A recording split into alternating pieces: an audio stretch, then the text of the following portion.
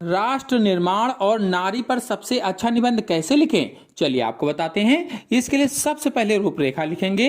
रूपरेखा में प्रस्तावना, परिवार निर्माण व संस्कार में नारी, आर्थिक क्षेत्र में नारी का योगदान, शिक्षा, विज्ञान और रक्षा में नारी, राजनीति और समाज सुधार, नारी के रास्ते में चुनौतियां और उपसंहार। पहली हेडिंग डालेंगे प्रस्तावना और लिखेंगे, किसी भी देश को मजबूत और आगे बढ़ाने में महिलाओं का हाथ सबसे बड़ा होता है। जैसे एक पहिए से गाड़ी नहीं चल सकती, वैसे ही पुरुषों के साथ साथ महिलाओं के बिना किसी देश का विकास नहीं हो सकता। नारी के बिना एक अच्छे समाज और राष्ट्र की कल्पना करना नामुमकिन है। फिर दूसरी हेडिंग डालेंगे परिवार निर्माण और संस्कार में नारी। एक माँ के रूप में नारी बच्चों की पहली गुरु होती है। वह बच्चों को अच्छे संस्कार, ईमानदारी और देश से प्यार करना सिखाती है। आज के बच्चे ही कल के नागरिक बनते हैं, इसलिए एक माँ अनजाने में ही सही देश के सबसे अच्छे नागरिकों का निर्माण करती है। इसलिए एक माँ देश के भविष्य का निर्माण करती है।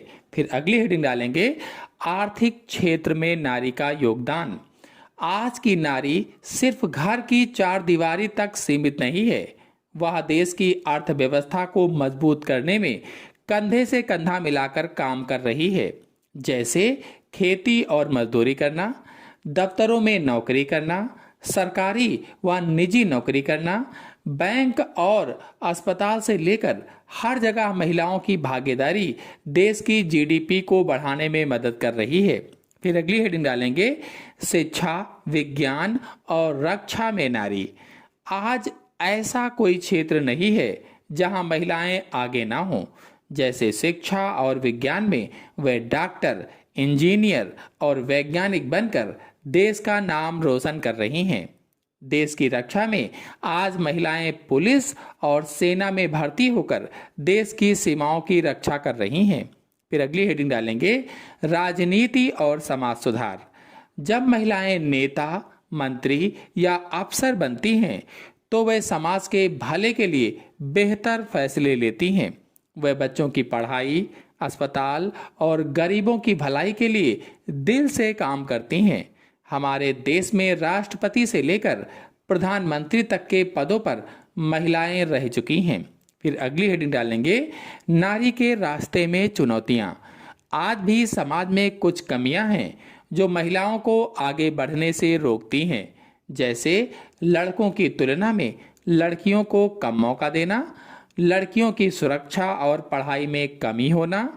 जब तक हम महिलाओं को सुरक्षित माहौल नहीं देंगे, तब तक देश पूरी तरह से आगे नहीं बढ़ पाएगा। फिर अगली हेडिंग डालेंगे उपसंहार। स्वामी विवेकानंद जी ने कहा था, जैसे एक पंख के सहारे कोई पक्षी उड़ नहीं सकता, वैसे ही महिलाओं की स्थिति में सुधार किए बिना दुनिया के कल्याण की कोई संभावना नहीं है।